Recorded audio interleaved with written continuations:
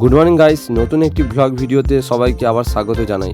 আজ আমরা চলেছি কলকাতা থেকে ট্রেনে করে মায়াপুর নবদ্বীপ ধামে।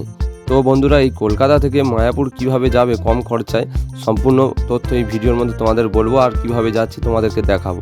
এখন আমরা রয়েছি শিয়ালদা স্টেশনে। তো শিয়ালদা থেকে মায়াপুর নবদ্বীপ ধামে যেতে গেলে প্রথমে আমাদের যেতে হবে কৃষ্ণনগর সিটিতে।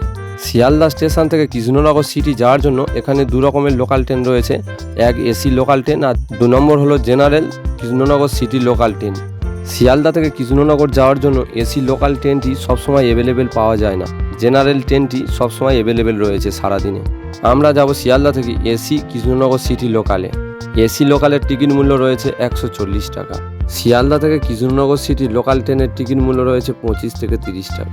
শিয়ালদা স্টেশন থেকে লোকাল ট্রেনে করে কৃষ্ণনগর যেতে সময় লাগে 2 ঘন্টা 20 মিনিটের মতো। শিয়ালদা স্টেশন থেকে কৃষ্ণনগর সিটি 2 ঘন্টা 20 মিনিটের এসি লোকাল ট্রেনে সাফার করতে সত্যি খুব সুন্দর লেগেছে।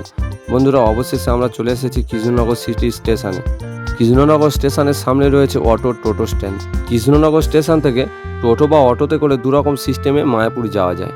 1 নম্বর, কৃষ্ণনগর স্টেশন থেকে অটো বা টোটো ধরে চলে যেতে হবে কৃষ্ণনগর হুলোর ঘাটে। 3 টাকা দিয়ে খেয়া পার হয়ে চলে যেতে পারবে মায়াপুর। 2 নম্বর সিস্টেমটি হলো স্টেশনের কাছে যে টোটো রয়েছে 500 টাকা দিয়ে বুকিং করলে এখানে নৌকায় করে নদীর ওপারে যেতে হবে না, সোজা চলে যাবে মায়াপুর। কৃষ্ণনগর স্টেশন থেকে অটো বা টোটোতে করে সোজা মায়াপুর যেতে গেলে সময় লাগবে 45 মিনিট। টোটো স্ট্যান্ড থেকে আমরা 500 টাকা করে টোটো বুকিং করে আমরা বেরিয়ে পড়লাম মায়াপুরের উদ্দেশ্যে।